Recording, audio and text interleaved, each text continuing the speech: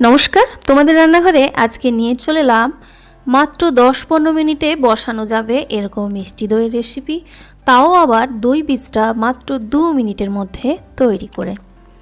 এর জন্য প্রথমে একটা বড় বাটিতে নিয়ে নিচ্ছি একটা ছোট্ট চায়ের কাপের 2 কাপ ফুল ক্রিম গরুর দুধ। দুধের সরটা না তুলে দই বানালে তার টেস্ট কিন্তু ভালো হয়। এবার ওই একই কাপের প্রায় 1 কাপ দিয়ে দিচ্ছি গুঁড়ো দুধ। আর এই দুধটা হালকা গরম নিয়েছি যাতে গুঁড়ো দুধটা ভালো করে মেশানো যায়।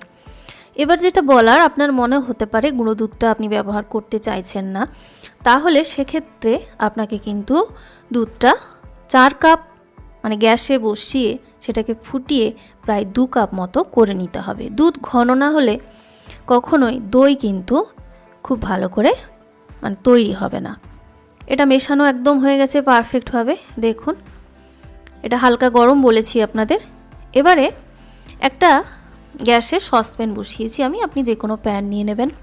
আমি মিষ্টিটা একদম হালকা মিষ্টি তৈরি করব, তো এখানে ওই একই কাপের 1/2 কাপ চিনি নিয়েছি। মিষ্টি বেশি পছন্দ করলে আরও কিছুটা চিনি দিয়ে দেবেন। চিনিটাকে হাই ফ্লেমে রেখে নিচটা জাস্ট গলতে শুরু করা পর্যন্ত অপেক্ষা করব। তারপর যখনই গলতে শুরু করবে তখন ফ্লেমটাকে বাড়িয়ে রেখেই টানা এভাবে নাড়াচাড়া করে চিনিটাকে গলিয়ে নিতে হবে। চিনিটা গলে যখন কালারটা অনেকটা লালচে ভাব এসে যাবে তখন কিন্তু গ্যাসটাকে কমিয়ে দিতে হবে। যতক্ষণ না সব চিনি গলে যাচ্ছে ফ্লেমটা কিন্তু অবশ্যই বাড়িয়ে রাখবেন। তো দেখুন চিনিগুলো কিন্তু সুন্দর করে গলে গেছে। এই সময় গ্যাসটাকে একটু কমিয়ে কালারটা হালকা আর একটু চেঞ্জ হওয়া পর্যন্ত নাড়াচাড়া করে নিন। তারপর যখন দেখবেন কালারটা আরও কিছুটা ডিপ হয়ে গেছে সেই সময় কিন্তু গ্যাসটাকে বন্ধ করে দিন, নাহলে এই সময় পুড়ে যেতে পারে। পুড়ে গেলে আপনার দইটা কিন্তু তেতো লাগবে। ঠিক এরকম অবস্থায় কিন্তু কালারটা এসে গেলে গ্যাস আমি বন্ধ করে দিয়েছি। এবার এর মধ্যে দিয়ে দেব যে দুধের মিশ্রণটা তৈরি করে রেখেছি। আর গ্যাস বন্ধ করে দিয়েছি যেহেতু, সঙ্গে সঙ্গে চিনিটা দুধ দেওয়ার সঙ্গে সঙ্গে কিন্তু একদম দলা পাকিয়ে যাবে। তো সেটাতে ভয় পাওয়ার কিছু নেই। গ্যাস জেলে দিয়ে সঙ্গে সঙ্গে আবার হাই ফ্লেমে এটাকে গলিয়ে নিতে হবে। 1.5 থেকে 2 মিনিট নাড়াচাড়া করে নেবেন হাই ফ্লেমে রেখে, তাহলে চিনিও গলে যাবে আর সেই সঙ্গে আরও কিছুটা দুধটা ঘন হয়ে যাবে। টোটাল এখানে দুধটা ঢালার পরে প্রায় 2 মিনিট ধরে কিন্তু আমি গ্যাসটা এখানে বাড়িয়ে জাল করে নিলাম।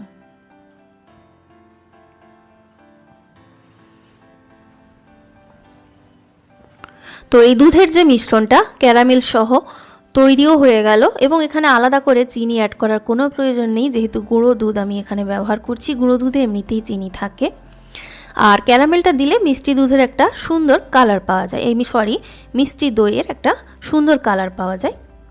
তো যাই হোক, প্রায় 2 মিনিট মতো আমি এটা ফুটিয়ে গ্যাসটাকে বন্ধ করে দিচ্ছি। আর গ্যাস বন্ধ করে দেওয়ার পর এটাকে সঙ্গে সঙ্গে দই বসানো যাবে না, এটাকে আঙুল সহ্য করতে পারবে এরকম একটা ঠান্ডা অবস্থায় আপনাকে নিয়ে আসতে হবে। তো এটা ঠান্ডা হতে থাক, সেই সময় আপনাদের দেখিয়ে দিই 2 মিনিটে কি করে দই বীজ তৈরি করবেন। এরকম 2টো পাতিলেবুর রস আমি বের করে রেখে দিচ্ছি। এই দইটা অলরেডি কিন্তু আমি রেডি করে নিয়েছি, তো আমি আপনাদের সঙ্গে এখন শেয়ার করছি। এবারে একটা কাপের ওই হালকা গরম দুধ দিয়ে দিলাম, তার সমান পরিমাণ গুঁড়ো দুধ দিলাম। এখানেও ব্যাপারটা সেই একই, যদি দুধ আপনি গুঁড়ো দুধ ব্যবহার না করতে চান 2 কাপ জাল করে সেটাকে কিন্তু ঘন করে নিতে হবে, নাহলে কখনোই পারফেক্ট দই তৈরি হবে না। দইয়ে প্রচুর পরিমাণে জল বেরোতে থাকবে। গুঁড়ো দুধটাকে খুব ভালো করে মিশিয়ে নেবেন যাতে একদম দলা পাকানো না থাকে। দেখুন এটা একদম সুন্দর করে মিশে গেছে। এবার যে লেবুর রসটা আমি বের করেছিলাম সেটা একটা ছাঁকনিতে দিয়ে দিচ্ছি যাতে বীজটা আর লেবুর যে দানাগুলো সেগুলো আলাদা হয়ে যায়। দিয়ে মেশাতে হবে। আর লেবুর পরিমাণটা আমি 2টো নিয়েছি, এখানে মোটামুটি 1.5 খানা মতো হলেই হয়ে যাবে। তো আমি যেহেতু মিষ্টি দই বানাবো সঙ্গে সঙ্গে তৈরি টক দই দিয়ে একটু বেশিই টক করছি, পুরোটাই আমি এখানে দিয়ে দিয়েছি। দিয়ে বেশ ভালো করে মিশিয়ে নিতে হবে। দেখুন অনেকেই ভাবেন এভাবে ছানা কেটে যায়, একদমই কিন্তু নয় সেটা। তবে হ্যাঁ, যেটা হয় যে অনেকক্ষণ জমিয়ে যে দইটা তৈরি হয় তাতে যেসব উপকারী ব্যাকটেরিয়াগুলো তৈরি হয় সেটা হয়তো এখানে থাকে না, কিন্তু এটা দই বীজ হিসাবে পারফেক্ট ব্যবহার করা যায় আর খেতেও বেশ সুন্দর হয়। এবার এটাকে 10 মিনিট আমি ঢাকা দিয়ে রেখেছিলাম। 10 মিনিট পরে আপনাদের দেখাচ্ছি, দেখুন কত সুন্দর করে দই বীজটা তৈরি হয়েছে, বা বলতে পারেন টক দইটা তৈরি হয়ে গেছে, একদম পারফেক্টভাবে তৈরি হয়ে গেছে। তো এটাকে আপনি ডাইরেক্ট দিয়ে দই তৈরি করতে পারেন, তবে ভালো তৈরি করার জন্য আমি যে ছাঁকনিটাতে লেবু ছেঁকেছিলাম তাতে আবার ঢেলে দিচ্ছি 4-5 মিনিটের জন্য, যাতে করে কি হয়, জলটা ভালো করে ঝরে যায়। মানে জলটা ঝরিয়ে নিলে যেটা সুবিধে হয়, দই যে কোনো দই তৈরি করার সময় যত জল কম থাকবে দইটা তত সুন্দর করে বসবে, আর না হলে জলটা কেটে বেরিয়ে যায়। তো আমি এটা ঝরিয়ে নিচ্ছি। এবার এটা ঝরতে থাক। এই সময় এবার গ্যাসে একটা দেখুন প্যান বসিয়েছি, অল্প পরিমাণে জল দিয়েছি, জলটাকে গরম করব। তার মধ্যে একটা স্ট্যান্ড দিয়ে দিচ্ছি। এই স্ট্যান্ডটা কিন্তু দেখুন জলের অনেকটা ওপরে রয়েছে। এটা ফুটতে থাক, মানে গরম হতে থাক। এদিকে দইয়ের জলটা দেখুন 4-5 মিনিট সময়ে অনেকটা ঝরে গেছে, সুন্দর করে কিন্তু জল একদম ঝরে গেছে। তো এরকমভাবে জলটাকে অবশ্যই ঝরিয়ে নিয়ে দই তৈরি করবেন, সেক্ষেত্রে দই ভালো তৈরি হবে। এবার এটাকে একটা আমি বাটির মধ্যে ঢেলে নেব। যে বাটিটাতে দুধের মিশ্রণটা প্রথমে তৈরি করেছিলাম, সেই বাটিতে আমি এখন দিয়ে দিচ্ছি। দেখতেই পাচ্ছেন একদম থকথকে একটা দই এখানে রয়েছে। এটাকে একটা চামচ বা হুইস্কার দিয়ে ভালো করে ফেটাবো। আর এই যে জলটা দেখলেন বের করলাম, এটা কিন্তু আপনি ছানা কাটানোর কাজে ব্যবহার করতে পারেন, বা এমনি বাটার মিল্ক হিসেবেও খেতে পারেন। ভীষণ উপকারী কিন্তু এই লিকুইড যেটুকু বেরিয়েছে সেটা। ভালো করে এবার জল ছড়ানো টক দইটাকে ফেটিয়ে নিলাম। ফেটানো হয়ে গেছে, দেখতে পাচ্ছেন একদম ক্রিমের মতো হয়ে গেছে।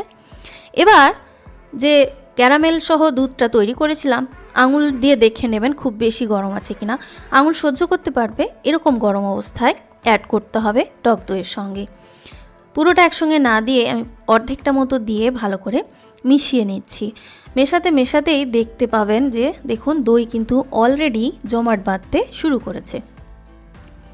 ভালো করে অর্ধেকটা মেশানোর পরে বাকি অর্ধেকটাও দিয়ে দিচ্ছি। এবার চাইলে আপনি এই দইটাকে 10-12 ঘন্টা ভালো করে গরম জায়গায় ঢাকা দিয়ে রেখে তৈরি করতে পারেন। তো আজকে আমি আপনাদের দেখাবো প্রয়োজন পড়লে কি করে 10 থেকে 15 মিনিটের মধ্যেই আপনি দই তৈরি করে পরিবেশন করতে পারবেন সেটা। তো ভালো করে মিশিয়ে নিলাম। এবার জলটা তো অলরেডি দেখেছেন আপনারা, আমি বসিয়ে দিয়েছি। তো জলটা যখন হালকা ফুটতে শুরু করবে সেই সময় তার মধ্যে আমি একটা দিয়ে দিচ্ছি বাটি বলতে যে বাটিতে দইটা সেট করব। মানে দইটা দেওয়ার পরে এই গরম জায়গায় রাখতে অসুবিধে, সেই জন্য আগে বাটিটা দিয়ে দিলাম। তারপর তার মধ্যে দইয়ের ব্যাটারটা ঢেলে দিচ্ছি। দইয়ের ব্যাটারটা ঢেলে এবার এটা একদম সময় লাগবে না, যেহেতু কম পরিমাণে বানাচ্ছি। যদি বেশি পরিমাণে বানান একটু ফ্ল্যাট পাত্রে বানাবেন, তাহলে কিন্তু তাড়াতাড়ি স্টিম হবে। এটাকে এবার ঢাকা দিয়ে রেখে দিচ্ছি 10 থেকে 12 মিনিটের জন্য। অবশ্যই ফ্লেমটাকে এই সময় একদম লো ফ্লেম করে দিতে হবে। তো 10 মিনিট থেকে 12 মিনিট, তার বেশি সময় কিন্তু লাগবে না এটা স্টিম হতে। প্রায় 12 মিনিট পরে আমি ঢাকাটা খুলছি। ঢাকা খুলে একটু চেক করে নেবেন, কখনো কখনো গ্যাসের ওভেনের সাইজ অনুযায়ী সময়টা একটু কম বেশি হতে পারে, 2-3 মিনিট। তো চেক করে নেবেন, জাস্ট একটু আঙুল ছুঁয়ে দেখে নেবেন যেটা উপরের দিকটা শক্ত লাগছে কিনা। যদি দেখেন হাতে একেবারেই কিছু লাগছে না, তার মানে বুঝবেন এটা হয়ে গেছে। দেখুন একদম কিন্তু দইয়ের ব্যাটারটা লাগছে না। এবার এটাকে খুব সাবধানে, যেহেতু গরম রয়েছে, খুব সাবধানে নামিয়ে এটাকে ঠান্ডা করতে দেব। আরেকটা জিনিস, অনেক সময় স্টিম করার কারণে দইয়ের ওপরে হালকা হালকা জল কিন্তু জমে। তো সেটাকে চাইলে আপনি এরকম একটা টিস্যু পেপার ফেলে দেবেন তার উপরে, দিয়ে হালকা করে প্রেস করে তুলে নেবেন, যাতে করে জলটা কিন্তু উঠে যায়। তো দেখুন জলটা পুরো সুন্দর উঠে গেল। এবার এটাকে গরম গরম খাওয়াই যায়, তবে দই মানেই ঠান্ডা ভালো লাগে। তো আমি 1 ঘন্টা ফ্রিজের বাইরেই ঠান্ডা করে আপনাদের সঙ্গে এটা শেয়ার করছি দইটা কীরকম সেট হয়েছে। তবে ভালো রেজাল্ট পাওয়ার জন্য, টেস্ট ভালো পাওয়ার জন্য আপনারা অবশ্যই দইটাকে ফ্রিজে 1.5-2 ঘন্টা ঠান্ডা করে তারপর খাবেন, তাহলে কিন্তু খেতে অনেকটা সুন্দর লাগবে। কিন্তু এইটা যে দেখাচ্ছি আমি, এটা কিন্তু প্রায় 1 ঘন্টা মতো আমি ফ্রিজের বাইরে রেখে ঠান্ডা করেছি। দেখুন দইটা কত সুন্দর করে সেট হয়ে গেছে। তো চাইলেই বাড়িতে এত সুন্দর করে ভেজালহীন দই তৈরি করে নেওয়া যায়। তো এটা জানার পরে আমার মনে হয় দোকান থেকে দই কিনে খাওয়ার কোনো প্রয়োজনই নেই। আর দই বীজ তো দেখলেন কত সহজেই বাড়িতে তৈরি করা যায়। তো অবশ্যই রেসিপিটা শেষ পর্যন্ত দেখার জন্য আপনাদেরকে ধন্যবাদ। সবাই ভালো থাকবেন, নেক্সট ভিডিওতে দেখা হচ্ছে।